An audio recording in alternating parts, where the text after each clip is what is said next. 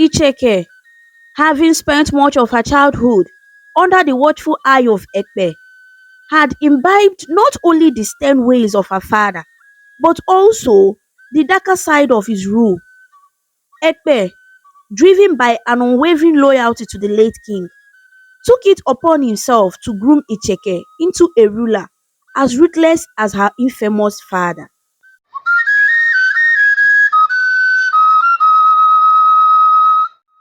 Once upon a time, in the small kingdom of Ukeni, lived a young girl named Icheke. At just 10 years old, she found herself thrust into a destiny she could hardly comprehend, becoming the ruler of her land. This unexpected fate awaited her after the passing of her father, King Duana, a ruler known for his tyranny and cruelty. Icheke, though young, had been groomed by her father to inherit the throne. From a tender age, she stood side by side, absorbing the intricacies of ruling and the harsh ways of her father. King Duana was a strict and imposing figure, and Icheke grew up mirroring his demeanor, inheriting not only the crown but also the unforgiving nature of her father. As the days passed, Icheke matured rapidly under the watchful eye of the late king.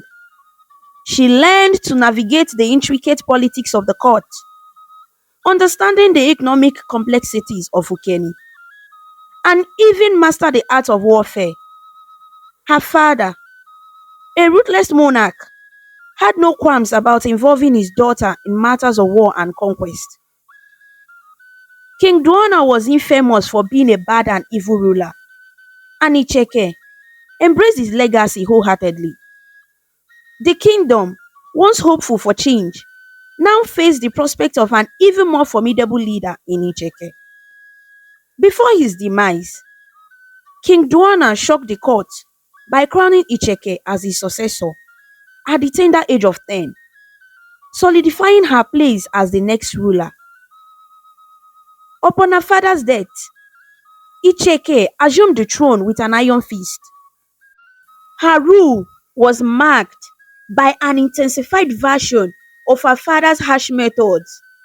She took no nonsense from anyone, swiftly quenching dissent and eliminating those who dared to oppose her.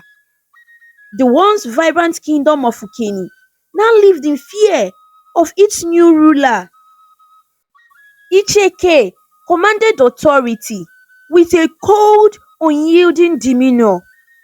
Her subjects trembled at the sound of her footsteps, and the mere mention of her name sent shivers down the spines of those who dared to speak against her. The once thriving marketplace became hushed, whispers of discontent, with people fearing the consequences of crossing their merciless queen. The young queen's reputation spread far beyond the borders of Ukeni.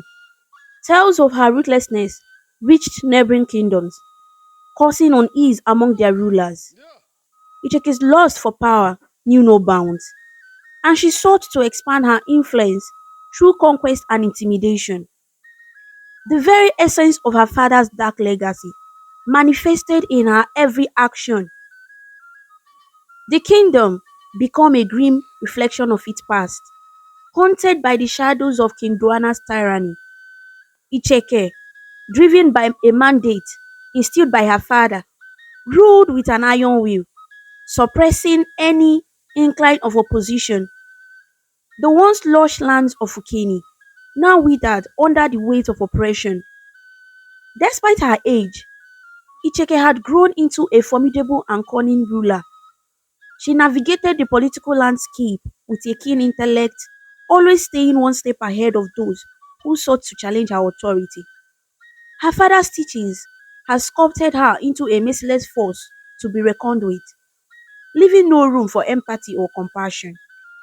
In the dimly lit corridors of the royal palace, Ekpe, a seasoned and devoted servant who had once been King Duana's right-hand man, now stood as Icheke's personal spokesman and advisor.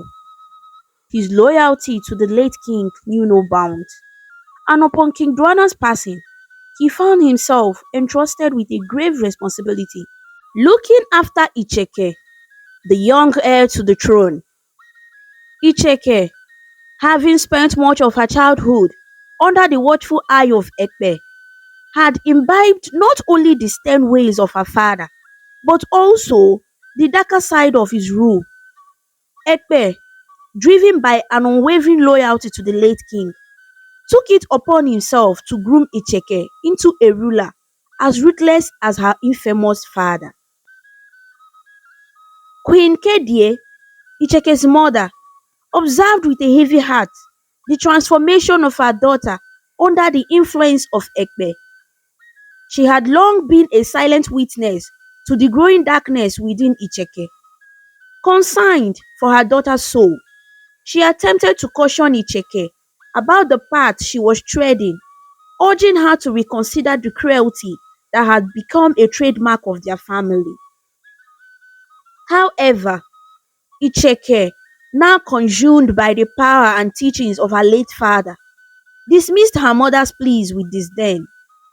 In a heated confrontation, she warned Queen Kedie to stay away from matters of the kingdom and declared that she would brook no interference in fulfilling her father's wishes. Days turned into nights, and the tension within the palace escalated. Ekpe, sensing the discord between mother and daughter, saw an opportunity to further cement Icheke's commitment to the dark legacy of King Duana.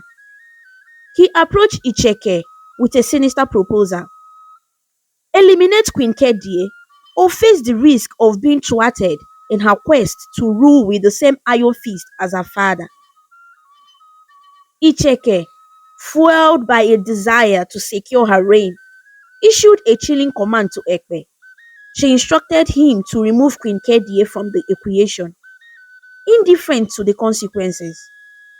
Ekpe, loyal to a fault, meticulously planned the demise of the queen, carrying out the heinous act with a heavy heart but unwavering devotion to the late king's legacy. As news of Queen Kedie's tragic fate spread, the villagers gathered to mourn their beloved queen. The air was thick with grief, but Icheke, now fully entrenched in the darkness of her father's reign, showed no remorse. Her heart, once capable of warmth and compassion, had turned to stone under the tutelage of Ekpe. The kingdom, already shrouded in the shadows of King Duana's tyranny, now faced an even bleaker future with Icheke at the helm. The villagers, once hopeful for a brighter tomorrow, now lived in fear of a ruler who mirrored the cruelty of her father. The royal palace echoed with the whispers of despair as the people mourned not only the loss of a queen, but also the innocence that Icheke had sacrificed on the altar of power.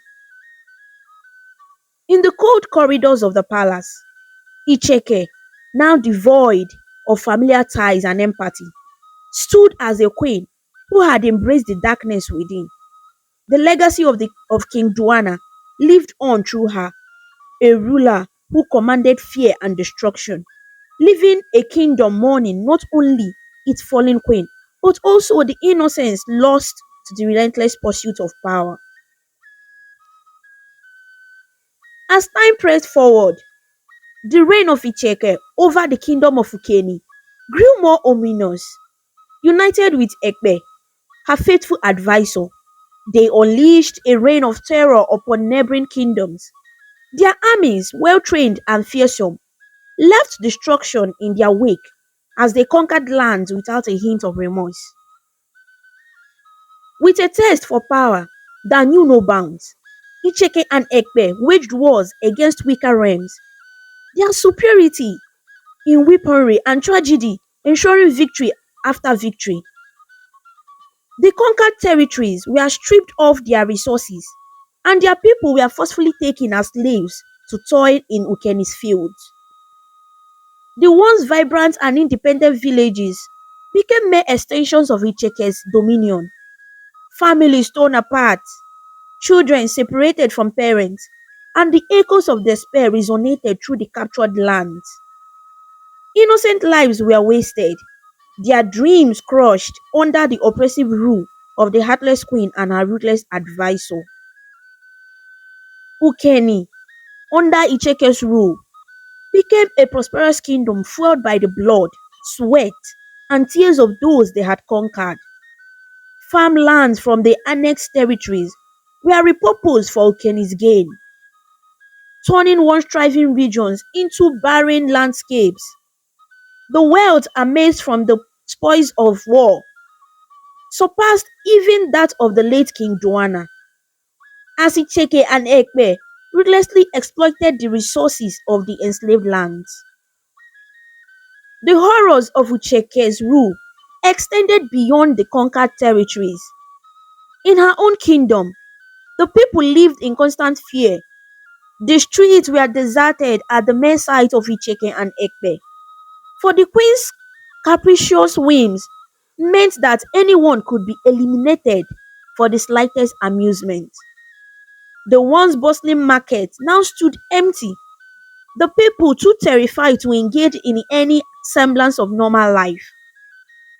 Icheke's heart, once perhaps capable of warmth, had grown darker with each passing day. Her subjects, once hopeful for a benevolent ruler, now trembled at the thought of catching her attention. The queen's cruelty knew no bounds, and her unpredicted nature turned Ukeni into a kingdom of shadows. Ekpe, the architect of much of the kingdom's ruthlessness, reveled in the power he wielded alongside Icheke. Together, they orchestrated a regime that capitalized on fear and subjugation, leaving a trail of devastation in their wake. 5 years had passed since Icheke, the ruthless queen, ascended to the throne at the tender age of 10. Now at 15, she stood as a formidable ruler alongside her loyal advisor Ekpe. The kingdom of Ukeni, though prosperous in wealth amassed through conquest, lived in perpetual fear under their oppressive ruler. Icheke, now a young woman with a heart hardened by the cruelty she had embraced, reveled in the power and riches she and Ekpe had accumulated. The once thriving kingdom had become a shadow of its former self, with the people living in constant dread. One evening, as the sun dipped below the horizon, Icheke and Ekpe strolled through the palace garden. The air was thick with tension as they discussed their conquest and the vast wealth they had acquired.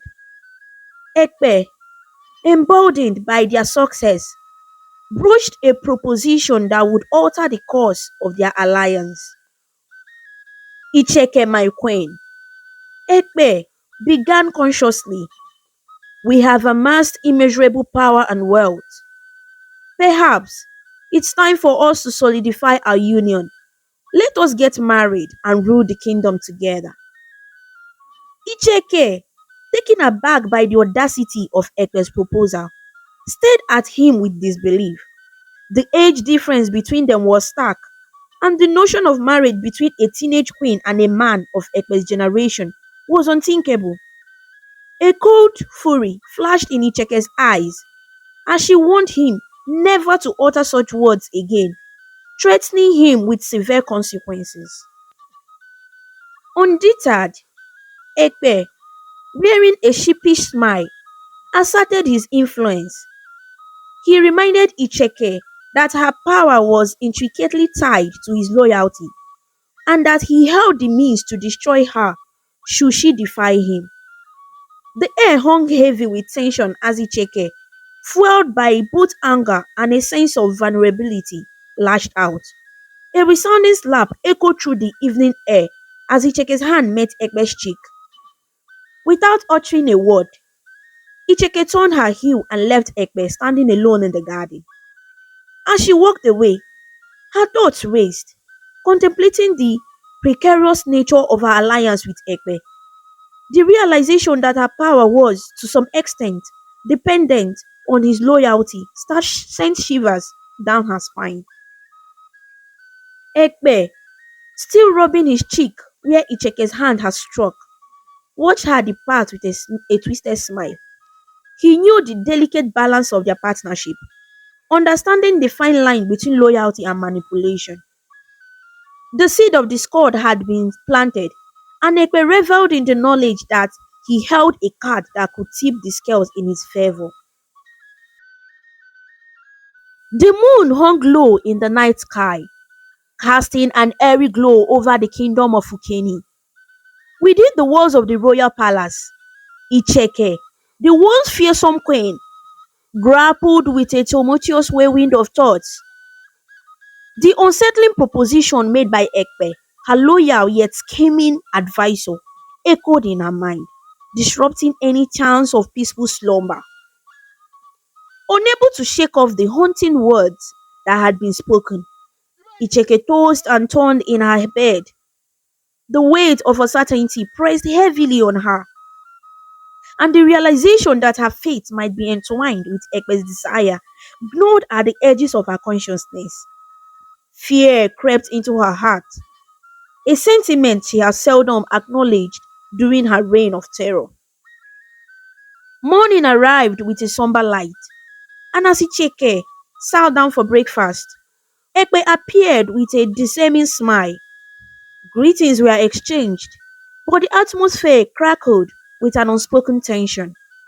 Queen Icheke, unable to conceal her unease, demanded Ekpe's apology for the audacious proposal he had presented the night before. Ekpe, still smiling, remained silent, refusing to offer any semblance of remorse. As Icheke attempted to beckon the guards to deal with Ekpe's insubordination, he halted her with a warning. What are you trying to do? Arrest me or punish me? You must be joking. Be ready to be my wife or watch me destroy you and take that throne, he declared, his words hanging heavy in the air. Unable to fathom the sudden shift in dynamics, Icheke stood frozen, unable to articulate a response. She left the dining room, a sense of foreboding settling over her like a shroud. Days turned into a relentless cycle of avoidance, with Icheke attempting to distance herself from Ekpe's insistent reminders of his proposal. One fateful night, the tension reached its boiling point. Ekpe, seizing an opportunity when Icheke was vulnerable, infiltrated her chambers. In a brazen act, he held her captive, demanding her compliance with his proposal or face their consequences. Icheke, defiant and unwilling to succumb to his wishes, spat at Ekpe in an action of rebellion.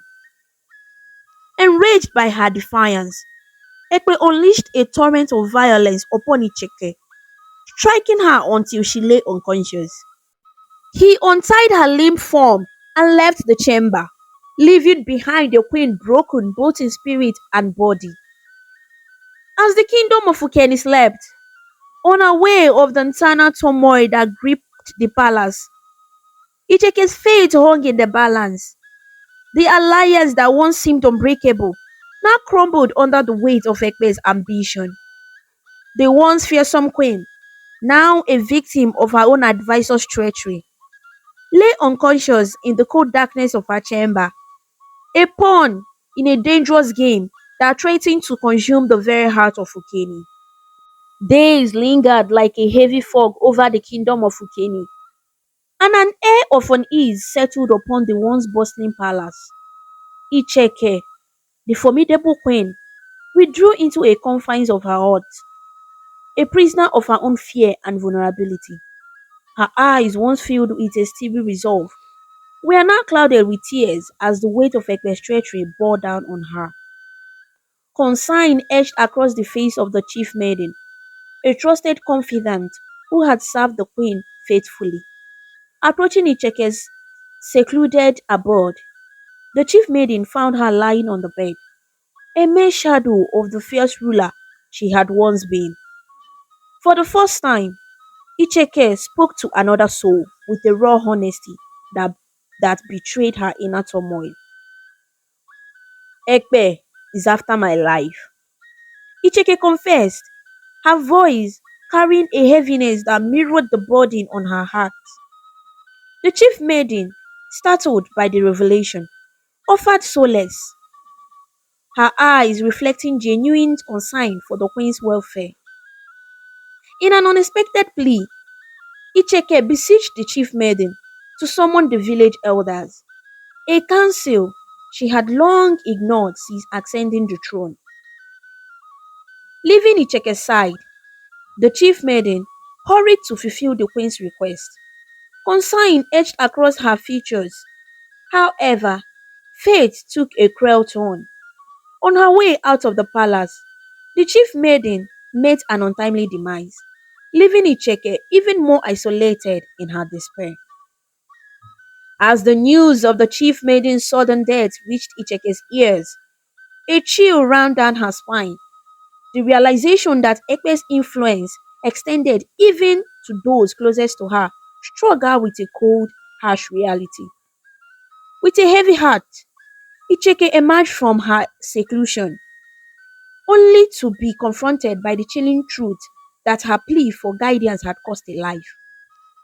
In a confrontation with Ekpe, Icheke demanded an explanation for the chief maiden's death.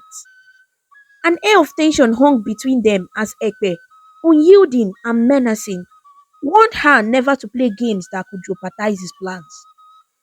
The threat loomed heavily, leaving Icheke paralyzed with fear, uncertain of whom she could trust. Her once indomitable spirit now quivered under the weight of Ekpe's dominance. The walls of the palace seemed to close in around her as the shadows of uncertainty deepened. Icheke, cornered and desperate, grappled with the realization that she was entangled in a dangerous game where the stakes were not just power and wealth, but her very existence. The weeks that followed were shrouded in darkness as Ekpe, driven by a relentless hunger for power, kidnapped Icheke. He confined her to a bleak, lightless room, hidden away from prying eyes. With Icheke out of the picture, Ekpe sought to solidify his claim to the throne, a sinister plan unfolding in the shadows. Summoning the council, Ekpe instilled fear in their hearts, weaving a tale of Icheke's demise. The elders, gripped by dread, reluctantly carried on with the coronation, their actions dictated by a puppet master who had orchestrated a coup in the name of an assumed queen's death. However, as Ekpe reveled in his newfound triumph, a ripple of dissent stirred among the villagers, gathering in the square, they voiced their discontent, pelting the new crowned king with stones. Enraged, Ekpe commanded the guards to quell the rebellion, only to find that the loyalty of the guards and elders had shifted. In a twist of fate, Icheke emerged from the crowd, shocking Ekpe with her resilience. She confronted him with a quiet determination, questioning whether he was surprised that she had survived the dark confines he had thrust her into. In a hushed tone, she recounted the story of her escape, revealing that a mysterious stranger had aided her in breaking free. Summoning all the villagers, Icheke humbled herself, confessing that she had been misled by her late father and Ekpe's influence. She begged for forgiveness, laying bare the vulnerabilities that had driven her down on a dark path. The villagers, touched by her sincerity, chose to extend their forgiveness, understanding the weight of the influence that had gripped their young queen. After narrating her story, Ekpe became very angry and held Icheke, trying to strangle her to death. But a guard smashed Ekpe's head with a stone and he died instantly. United against the common enemy, the villagers rallied behind Icheke. The wise men of the village, recognizing the need for collective healing, came together to advise and counsel the young queen. In a powerful show of unity, Icheke, now free from Ekpe's grip, began a journey of redemption. Driven by a newfound sense of justice, Icheke and the villagers took steps to right the wrongs that had been committed in the pursuit of power. Lands were returned, captives were released, and the peace was brokered with the kingdoms they had once conquered. Icheke, now a transformed ruler, governed with a calm and kind heart, ushering in an era of prosperity and reconciliation. As the sun cast its warm glow over the kingdom of Ukeni, a palpable sense of relief enveloped the land. Icheke, having overcome the shadows of her past, ruled with compassion and wisdom. The people, once divided by fear and oppression, found solace in the dawn of a new era. The kingdom soared to greater heights, and the echoes of a dark chapter were replaced by the harmonious home of a united and thriving community. The story of Icheke teaches us the profound lesson that power, when wielded without empathy and wisdom, can lead to a destructive path. It highlights the importance of discernment in choosing our advisors and the consequences of blindly following a dark legacy. Additionally, the narrative underscores the resilience of the human spirit and the potential for redemption even in the face of grave mistakes. Ultimately, the story reminds us that true strength lies not only in conquering others, but in overcoming the darkness within ourselves, fostering unity, and governing with compassion. Thank you for watching this captivating tale on African stories. If you enjoyed the video and found inspiration in Icheke's journey, don't forget to show your support by liking, sharing, and commenting below. For more engaging stories and cultural insights, subscribe to African Stories and click on the notification bell to stay updated on our latest content. Your support keeps these stories alive. Until next time, stay connected, stay inspired.